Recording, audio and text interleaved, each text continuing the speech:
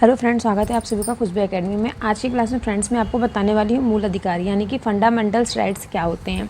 तो जैसा कि फ्रेंड्स आप सभी लोग जानते हैं, कल की क्लास में मैंने आपको जो बताया था वेरी मोस्ट इंपॉर्टेंट था, वो आपके एग्जाम में पूछा भी जाता है। ठीक है, यानी कि फ्रेंड्स कल की क्लास में हमने आपको क्या बताया था, नागरिकता किसे कहते हैं और नागरिकता भारत की जो संविधान है वो किस प्रकार की नागरिकता जो है प्रदान करती है। ठीक है, ये जो नागरिकता ली गई है तो कहाँ से ली गई है और दोहरी नागरिकता जो है वो किससे संबंधित है।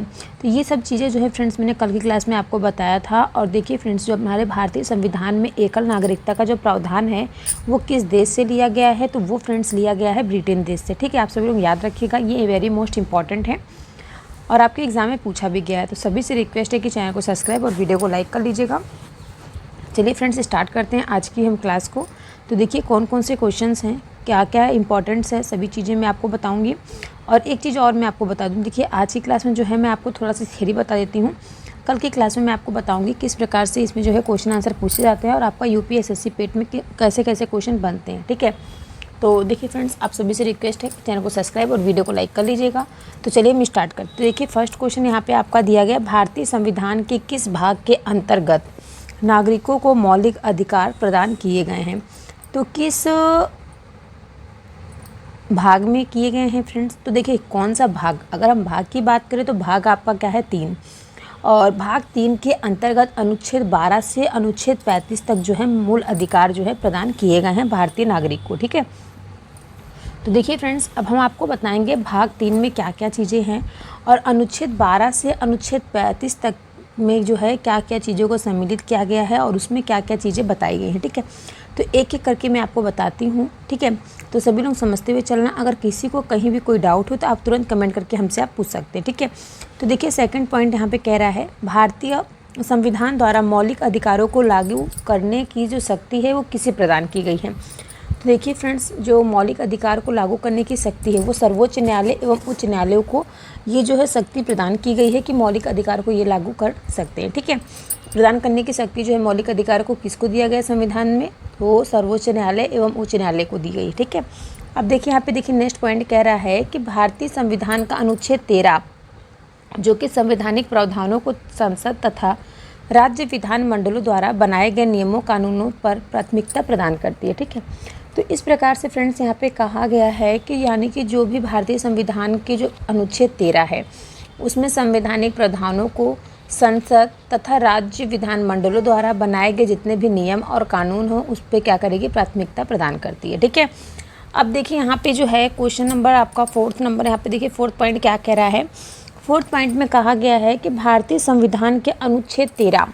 ठीक है, अब देखिए यहाँ फ्रेंड्स हम लोग बात करें भारतीय संविधान का जो अनुच्छेद 13 है क्या कहता है। ठीक है, तो देखिए फ्रेंड्स, भारतीय संविधान का अनुच्छेद जो 13 है इसमें फ्रेंड्स कह रहा है कि इसका जो मुख्य उद्देश्य है वो किसके संदर्भों में संविधान की सर्वोच्चता सुनिश्चित करना है, तो मौलिक अधिकारों की। ठीक है, जो भारतीय संविधान का अनुच्छेद 13 है इसका मुख्य उद्देश्य जो है वो किसके संदर्भ में है, तो संविधान की सर्वोच्चता जो सुनिश्चित करता है वो मौलिक अधिकारों के उद्देश्य में। ठीक है, किसमें के फ्रेंड्स, मौलिक अधिकारों के।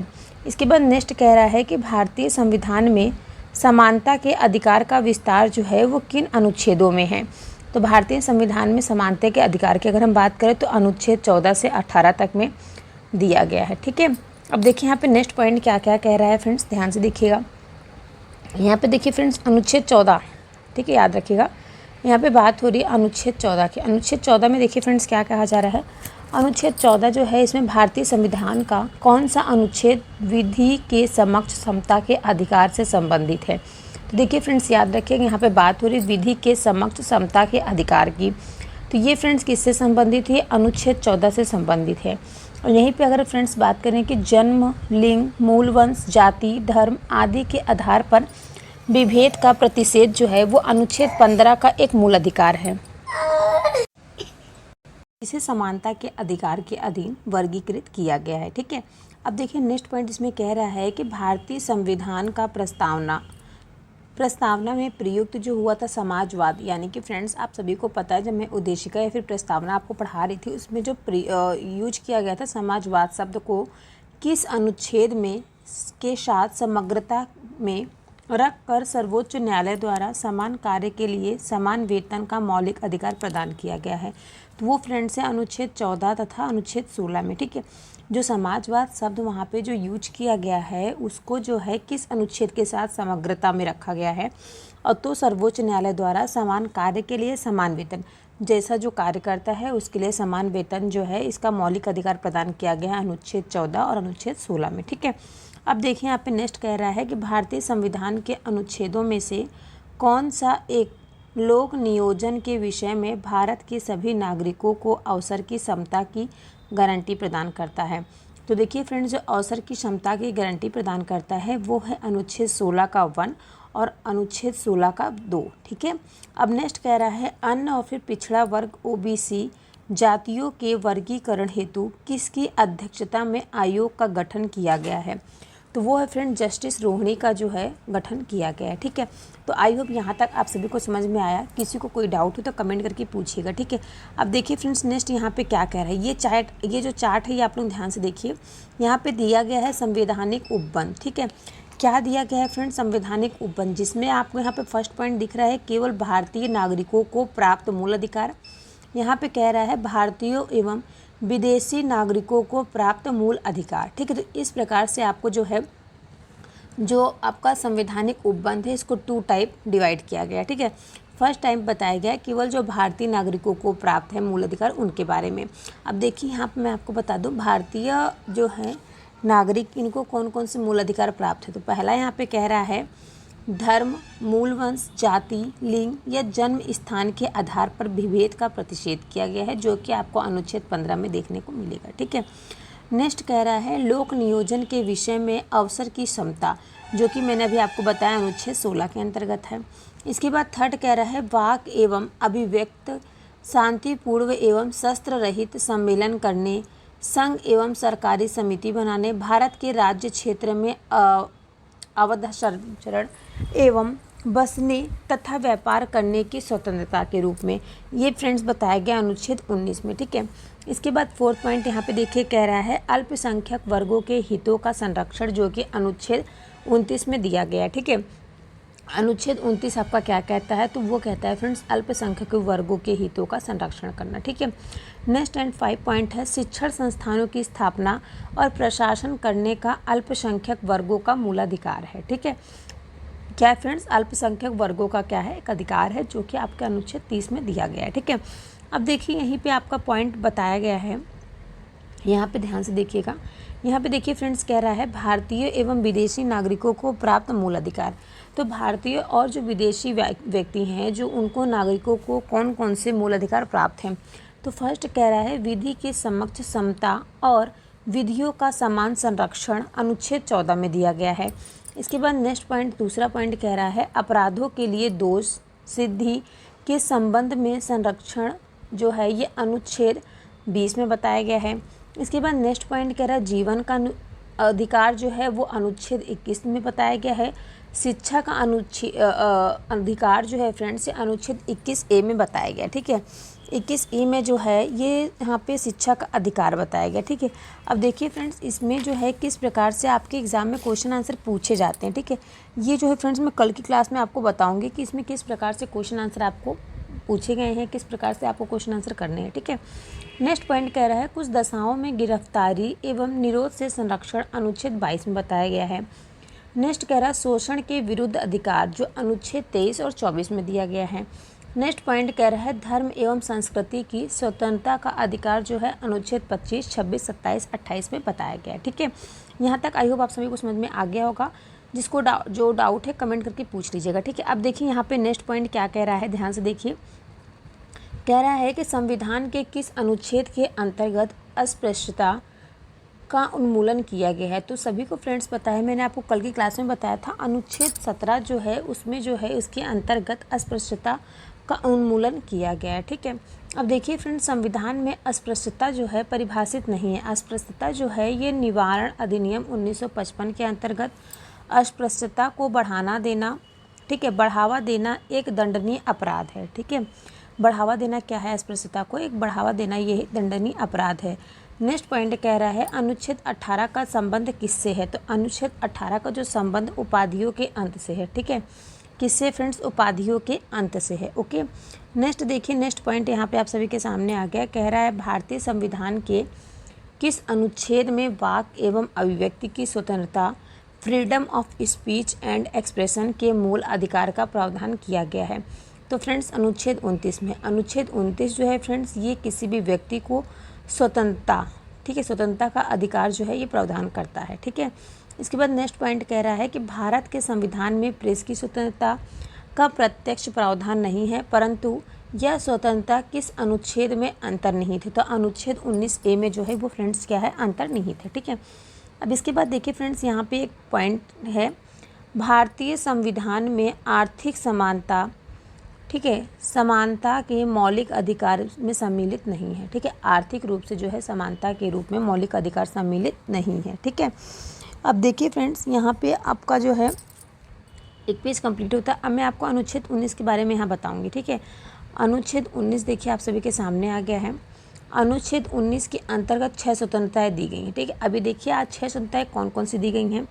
तो देखिए फ्रेंड्स, पहले हम बात करेंगे अनुच्छेद 1A की। ठीक है, अनुच्छेद 1A यानी कि वाक और अभिव्यक्ति की स्वतंत्रता अनुच्छेद 19A में है। ठीक है, इसके बाद सेकंड कह रहा है शांतिपूर्व हथियार रहित सम्मेलन का अधिकार, जो कि अनुच्छेद 19 के 1B में है। ठीक है, नेक्स्ट पॉइंट कह रहा है संगम या संघ या सहकारी समितियां बनाने का अधिकार, जो कि अनुच्छेद 19 1C में है। ठीक है, नेक्स्ट पॉइंट कह रहा है भारत के राज्य क्षेत्र के आबाद संचरण का अधिकार, जो कि अनुच्छेद 19 के 1D में है। ठीक है, अब देखिए नेक्स्ट पॉइंट यहाँ पे कह रहा है कि भारत के किसी भाग में निवास करने व बसने का जो अधिकार है वो अनुच्छेद 19 के 1E में है। ठीक है, अब देखिए फ्रेंड्स, यहाँ पे आपको पहले सबसे पहले चीज़ें ये समझनी है कि अनुच्छेद 19 के अंतर्गत क्या है, 6 चीज़ों की स्वतंत्रता दी गई है। अब ये 6 चीज़ों की जो स्वतंत्रता है, कौन कौन सी 6 चीज़ें हैं। तो फर्स्ट नंबर पे आपका आता है वाक और अभिव्यक्ति की स्वतंत्रता। सेकंड नंबर पे आपका आता है शांतिपूर्व हथियार रहित सम्मेलन का अधिकार। थर्ड नंबर पे आपका आता है संगम या संघ या सहकारी समिति बनाने का अधिकार, अनुच्छेद 191C में। इसके बाद भारत के राज्य क्षेत्र के आबाद संचरण का अधिकार, जो कि अनुच्छेद 19 के 1D में दिया गया है। नेक्स्ट कह रहा है भारत के किसी भाग में निवास करने व बसने का अधिकार, जो कि अनुच्छेद 19 के 1E में दिया गया है। इसके बाद छठवें नंबर में जो है फ्रेंड्स, कोई वृत्ति आजीविका व्यवसाय या व्यापार करने का अधिकार, अनुच्छेद 19 1G में। यानी कि फ्रेंड्स, आप किसी भी जगह पे जो है आपको कौन कौन सी स्वतंत्रता है, आप कहीं भी कुछ भी बोल सकते हैं। ठीक है, एक व्यक्तिगत रूप से शांतिपूर्ण हथियार रहित सम्मेलन का अधिकार है आपको। संगम या संघ का सहकारी समिति का अधिकार है आपको। भारत के राज्य क्षेत्र में आपको अधिकार है। भारत के किसी भी भाग में आप निवास कर सकते हैं और कोई भी आप आजीविका व्यवसाय व्यापार जो है आप कर सकते हैं। ठीक है, ये आपको 6 चीज़ों की जो है आपको अनुच्छेद 19 जो है स्वतंत्रताएँ प्रदान करता है। ठीक है, अब देखिए यहाँ पे कुछ पॉइंट्स है वेरी इंपॉर्टेंट, इसको आप लोग ध्यान से देखिए। यहाँ देखिए कह रहा है भारतीय संविधान के किस अनुच्छेद के अंतर्गत यह प्रावधान किया गया है कि किसी अपराध के अभियुक्त को स्वयं अपने विरुद्ध गवाह बनाने के लिए बाध्य नहीं किया जा सकता। तो ये फ्रेंड्स अनुच्छेद 20C में किया गया। ठीक है, नेक्स्ट पॉइंट कह रहा है संविधान का कौन सा अनुच्छेद दो सिद्धि के संबंध में अभियुक्तों को दोहरे दंड एवं स्व अभिशासन से संरक्षण प्रदान करता है।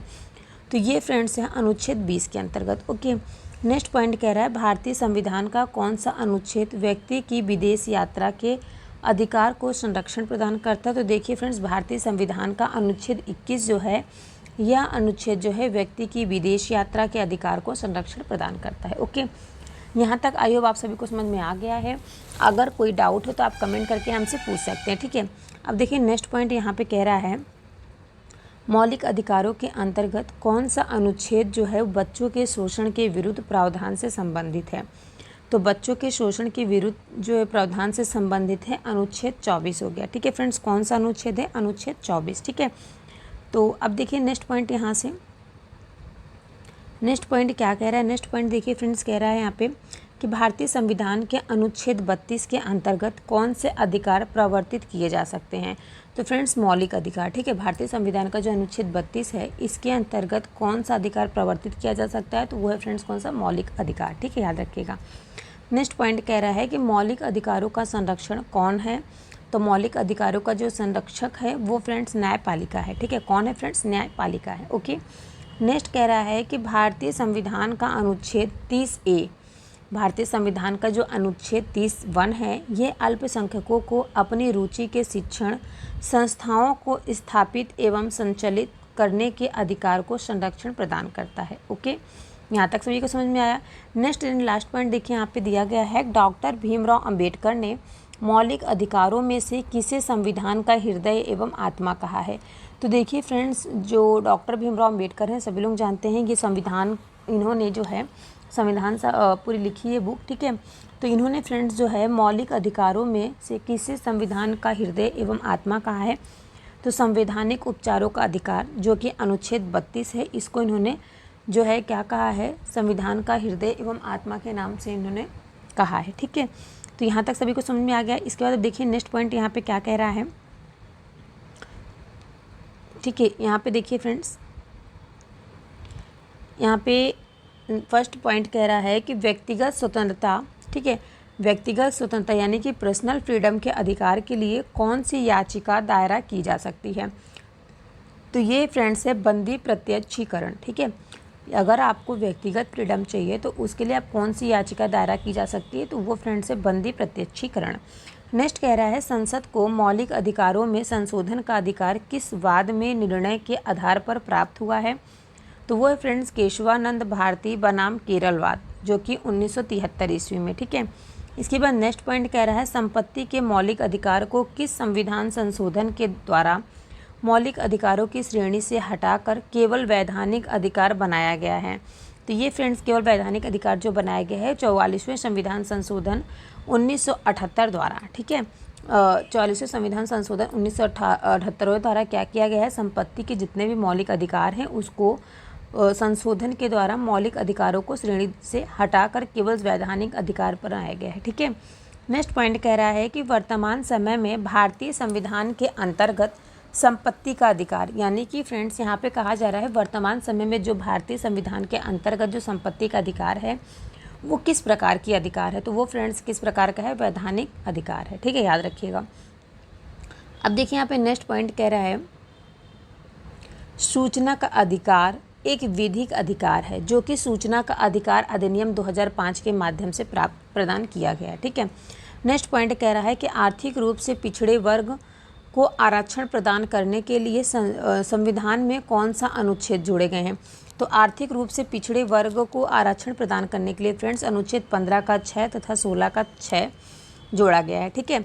नेक्स्ट कह रहा है 6 से 14 वर्ष की आयु के बच्चों को प्रदत्त शिक्षा का मूल अधिकार किस प्रकार का अधिकार है। तो ये फ्रेंड्स एक मूल अधिकार है, ठीक है। जैसा कि आप सभी लोग जानते हैं हमारे जो है यूपी में जो है जो 6 वर्ष से 14 वर्ष तक के बच्चे हैं इनको निःशुल्क शिक्षा प्रदान करने के लिए कहा गया है, ठीक है। अब नेक्स्ट यहाँ पॉइंट कह रहा है भारतीय संविधान द्वारा प्रदत्त संवैधानिक उपचारों का अधिकार जो है वो गैर नागरिकों को भी उपलब्ध है। किसको उपलब्ध है फ्रेंड्स, गैर नागरिकों को भी उपलब्ध कराया गया है। नेक्स्ट पॉइंट कह रहा है कौन सा मूल अधिकार जो कि राष्ट्रीय आपातकाल यानी कि इमरजेंसी में भी समाप्त या सीमित नहीं किया जा सकता। तो फ्रेंड्स देखिए अनुच्छेद 352 है जिसको हम राष्ट्रीय आपातकाल कहते हैं, ठीक है। राष्ट्रीय आपातकाल जो है किस अनुच्छेद में बताया गया है, तो अनुच्छेद 352 में। तो ये फ्रेंड्स जो है व्यक्तिगत स्वतंत्रता तथा जीवन का अधिकार के लिए, ठीक है। इसके बाद नेक्स्ट कह रहा है बंधुओं मजदूर उन्मूलन अधिनियम संसद द्वारा किस वर्ष पारित किया गया था। तो वर्ष 1976 में पारित किया गया था, ठीक है फ्रेंड्स। तो सभी से रिक्वेस्ट है कि चैनल को सब्सक्राइब और वीडियो को लाइक कर लीजिए। अब देखिए फ्रेंड्स यहाँ पर नीचे कुछ मूल अधिकार दिए गए हैं और अनुच्छेद दिए गए हैं, इसको आप लोग ध्यान से देख लीजिए जो कि वेरी मोस्ट इंपॉर्टेंट है आप सभी के एग्जाम के लिए, ठीक है। तो एक एक करके समझते हुए चलिए। फर्स्ट कह रहा है समानता का अधिकार, जो फ्रेंड्स समानता का अधिकार है ये अनुच्छेद 14 से 18 में है। नेक्स्ट कह रहा है स्वतंत्रता का अधिकार जो कि आपका अनुच्छेद 19 से 22 तक है। शोषण के विरुद्ध अधिकार जो है अनुच्छेद 23 से 24 तक है। नेक्स्ट कह रहा है धर्म की स्वतंत्रता का अधिकार जो कि अनुच्छेद 25 से 28 तक है। नेक्स्ट कह रहा है कि संस्कृति और शिक्षा संबंधी अधिकार। नेक्स्ट फ्रेंड्स कह रहा है संस्कृति और शिक्षा संबंधित अधिकार, जो कि अनुच्छेद 29 और 30 में बताया गया है। एंड लास्ट है फ्रेंड्स संवैधानिक उपचारों का अधिकार, जो कि आपका अनुच्छेद 32 है। तो फ्रेंड्स आप सभी से रिक्वेस्ट है कि चैनल को सब्सक्राइब, वीडियो को लाइक कर दीजिएगा। अगर कहीं से भी आपको कोई डाउट हो तो आप कमेंट करके हमसे पूछ सकते हैं। और देखिए फ्रेंड्स, कल की जो आपकी नेक्स्ट क्लास होगी ना, कल की क्लास में मैंने जितना भी आज मौलिक अधिकार बताया, तो इससे रिलेटेड फ्रेंड्स किस प्रकार से आपके एग्जाम में क्वेश्चन आंसर पूछे जाते हैं, वो मैं जो आपको कल की क्लास में आपको कराऊंगी। ठीक है, तो सभी लोग से रिक्वेस्ट है चैनल सब्सक्राइब और वीडियो को लाइक कर दीजिएगा। मिलते हैं हम आप सभी से नेक्स्ट क्लास में।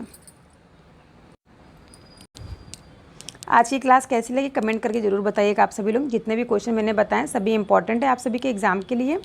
ठीक है, तो कल आप सभी को जो है मैं बताऊंगी किस प्रकार से आपके एग्ज़ाम में क्वेश्चन आंसर पूछे जाते हैं। ठीक है, तो आप सभी लोग देख लीजिए क्लास।